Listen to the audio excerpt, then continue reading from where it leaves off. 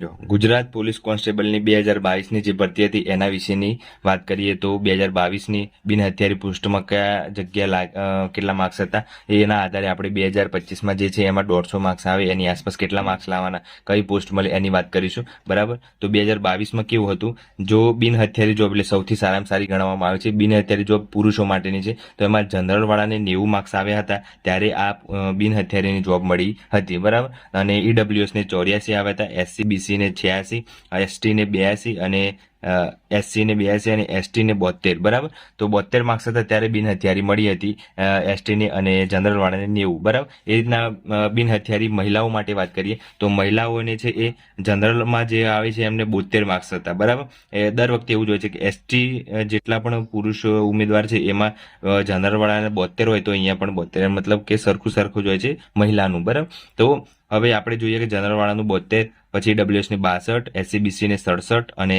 SC ને 65 અને ST ને 60. તો હવે આપણે બિન હથિયારીની વાત કરીએ, એવી રીતે હથિયારી પુરુષોની વાત કરીએ તો એમાંથી 5 ગણતા જશે દરેકમાં. હવે જોઈએ હથિયારી પછી SRP નીચે છે. બરાબર. તો બિન હથિયારી પછી હથિયારી પોસ્ટ આવે છે, એના પછીની નીચેની લેવાની સૌથી સારામાં સારી જોબ હોય તો બિન હથિયારી, એમાં 5 કલાકની જોબ હોય છે. અને એટલે જેટલા કલાકો આપેલા હોય છે 8 કલાક, તો 8 કલાકની જોબ હોય છે, નક્કી જ હોય છે, ફિક્સ હોય છે. અને હથિયારીમાં ફિક્સ નથી તો ગમે ત્યારે બોલાવી દો, તમારે હાજર રહેવાનું હોય છે. તો હથિયારી પુરુષો માટે જનરલ વાળામાં 86 અટક્યું હતું. બરાબર. ઈડબ્લ્યુએસ 83, SCBC ને 85, SC ને 82 અને ST ને 71. જોયું તો સીધું 90 નું અહીંયા કેટલું થઈ ગયું, 86, 4 ઘટી ગયા. એવી રીતના હથિયારી મહિલાઓનું કેટલું હતું, 67 હતું, ઈડબ્લ્યુએસ ને 61, SCBC ને 66, SC ને 65 અને ST ને 59. બરાબર. તો હવે આપણે જોઈએ હથિયારીમાં 86 હતું, 86 થી સીધું અહીંયા થઈ ગયું 82. બરાબર. SRP પુરુષમાં ખાલી પુરુષ જ હોય છે, SRP માં મહિલાઓ હતી નથી. અને આ વખતે તો જેલ સિપાઈ પણ છે, SRP છે, એટલે આપણે જોઈએ કે કેટલું રહેશે આ વખતે. બરાબર. તો જોઈએ જનરલ વાળાનું 82 રહ્યું હતું, ઈડબ્લ્યુએસ નું 78, SCBC નું 80, SC નું 77 અને ST નું 66. છેલ્લે 66 માર્ક્સ હતા એનું સિલેક્શન થઈ ગયું. જોયું તે ST નું 72 થી સીધું 66 આવ્યું. બરાબર. એટલે એટલું ધ્યાન રાખવાનું કે ઓછા માર્ક્સ સાથે પણ સિલેક્શન થઈ જાય. તમને જોબ ગમતી નહીં મળે પણ તમને છેલ્લે જોબ તો મળી જશે, એટલે ઓછા માર્ક્સ સાથે તો ડરવાની જરૂર નથી. તો આપણે જોઈએ આપણે કે 2025માં કેટલા માર્ક્સ લાવીએ અને કઈ જોબ આ વખતે છે અને કઈ તમને પોસ્ટ મળી શકે છે આટલા માર્ક્સે. તો આપણે આજના વિડીયોમાં એ જોઈશું. તો ચલો હવે આપણે 2025ની વાત કરીએ અને પેપર PSI ના આધારે આપણે લઈશું તો આપણને આઈડિયા આવશે. જો આજે આપણે વાત કરીએ કે 2025 છે. બરાબર. કોન્સ્ટેબલની જ વાત કરીએ છીએ. એમાં PSI નું પેપર આવ્યું તો એ પ્રમાણે કદાચ પેપર નીકળે. બરાબર. સૌથી હાર્ડ ના હોય અને સૌથી સરળ હોય એ રીતનું પેપર નીકળે. તો આપણે ધ્યાન રાખવાનું કે પેલા બિન હથિયારીની વાત કરીએ. બરાબર. બિન હથિયારી પુરુષની વાત કરીએ. બરાબર. અને આ બાજુ મહિલાની વાત કરીશું આપણે, એટલે વાંધો ના આવે, બંને સાથે સાથે પૂરું થઈ જાય.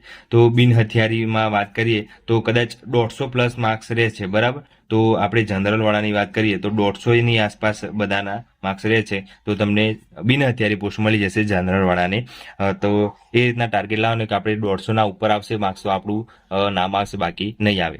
તો પછી આપણે વાત કરીએ ઈડબ્લ્યુએસની. ઈડબ્લ્યુએસમાં કેવું છે, 145, જેમ માર્ક્સ આવે એમ ઘટાડતા રહેવાનું થોડું, એટલે આપણે વાંધો આવે નહીં. SCBC માટે વાત કરીએ તો 145ની આસપાસ જ રહેશે, એમનું પણ સરખું રહેશે. SC નું જોઈએ તો SC નું જોઈએ તો 140ની આસપાસ મારા ખ્યાલથી રહી, અને ST નું જોઈએ તો 135ની આસપાસ રહી શકે છે. એ રીતના આપણે મહિલાની વાત કરીએ, તો જનરલ મહિલાની વાત કરીએ તો આપણે 140ની આસપાસ રહી શકે છે, 140ની આસપાસ. બરાબર. તો જનરલ પછી ઈડબ્લ્યુએસની વાત કરીએ તો એમાં પણ એટલું ધ્યાન રાખવાનું, 135ની આસપાસ રહેશે. પછી SCBCની વાત કરીએ તો 135ની આસપાસ રહેશે. બરાબર. અને SC મહિલાની વાત કરીએ તો 130ની આસપાસ રહેશે, અને STની વાત કરીએ તો 125ની આસપાસ રહેશે. બરાબર. આ થઈ મહિલાની વાત, એ પણ બિન હથિયારી. બરાબર. બિન હથિયારીની વાત છે. હવે આપણે વાત કરીએ હથિયારી. બરાબર. હથિયારીમાં કેવું હોય છે, જો આપણે ડાયરેક્ટ હવે જનરલ અને STની જ વાત કરીશું, એટલે આપણે વધારે ટાઈમ બગડે નહીં અને ખોટું વેસ્ટ ના થાય. તો જનરલને જો અહીંયા 150 હતા તો સમજી લેવાનું આપણે 5 ઘટાડી અને 145 લખી દઈએ. બરાબર. અને STની વાત કરીએ તો અહીંયા 135 હતા તો અહીંયા આપણે 132ની આસપાસ લખી દઈએ હથિયારીમાં. બરાબર. એટલે વાંધો આવે નહીં. તો એ રીતના મહિલાઓની વાત કરીએ, મહિલાઓની તો જનરલ મહિલાઓની વાત કરીએ તો અહીંયા 140 હતા, તો અહીંયા આપણે 135ની આસપાસ લાવી દઈએ અને એ વાંધો આવે નહીં. એસટીની વાત કરીએ તો અહીંયા 120ની આસપાસ રહેશે. બરાબર. આ શેની વાત કરીએ છીએ આપણે? હથિયારી પોસ્ટની વાત કરીએ છીએ. હવે ત્રીજી છે આપણે જેલ સિપાહી. બરાબર. જેલ સિપાહીની પણ આ વખતે એડ થઈ ગઈ છે, એટલે આપણે ચાન્સ વધારે છે જોબ લાગવાનું, એમ યાદ રાખવાનું. જનરલ વાળાનું 140ની આસપાસ રહેશે અને એસટીનું છે એ 125ની આસપાસ રહેશે. બરાબર. તો તમારું સિલેક્શન આરામથી થઈ જશે. અને છેલ્લે એસઆરપીએફ તો છે, એસઆરપીએફ એ તો બધાને લાગી જ જાય છે.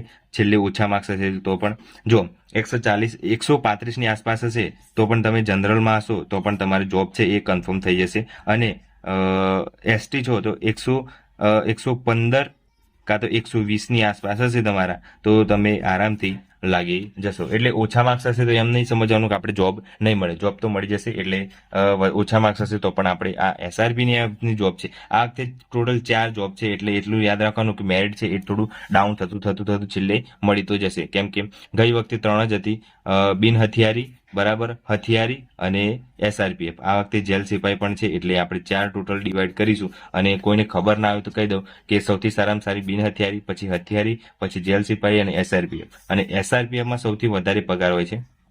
પગાર ધોરણ જોવા જઈએ તો એસઆરપીએફમાં વધારે હોય છે, કંઈક 40 કાં તો 42 જેટલું પગાર હોય છે. બરાબર. એટલે એ વાંધો ના આવે.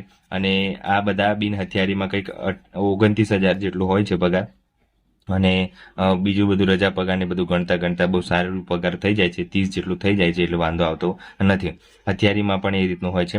તો સૌથી સારામાં સારી આ જોબ ઓફિસ વર્ક હોય છે. આમાં જો શરૂઆતના 5 વર્ષ તમને ગમે ત્યાં મૂકે તો કરવાના હોય છે, પછી તમારે ઓફિસ વર્ક જ હોય છે, એસપી ઓફિસમાં હોય કે કઈ બી જગ્યાએ હોય, પણ ઓફિસ વર્ક હોય છે બિન હથિયારીમાં. અને હથિયારીમાં કામ ગમે ત્યારે બોલાઈ શકે છે, નક્કી નથી હોતું. આમાં 8 કલાકની જોબ નક્કી જ હોય છે, આમાં નક્કી નથી હોતું. અને જેલ સિપાહીનું પણ કામ અલગ હોય છે. અને એસઆરપીએફનું 3 મહિને બદલી થતી હોય છે, 3 જગ્યાએ 3 મહિને કદાચ સૌરાષ્ટ્ર, 3 મહિને પછી જુનાગઢ જવાનું થાય, પછી 3 મહિને બનાસકાંઠા જવાનું થાય, એવું બધું હોય છે, નક્કી નથી હોતું. તો સૌથી સારામાં સારી જોવા જઈએ તો બિન હથિયારી છે, જેને સૌથી વધારે માર્ક્સ આવે છે અને ચોઈસ કરવા મળે છે તો બિન હથિયારી ચોઈસ કરવાનું. અને સૌથી પહેલા પ્રેફરન્સ રાખવો હોય તો બિન હથિયારી રાખવાનું. ઘણા ખરાને ખબર નથી, એટલા માટે કોન્સ્ટેબલની જોબ છે એમ જ સમજતા હોય છે, પણ કોન્સ્ટેબલમાં પણ અલગ અલગ ડિપાર્ટમેન્ટમાં જોબ મળતી હોય છે. તો વિડીયો ગમે તો લાઈક કરી દેજો, શેર કરી દેજો.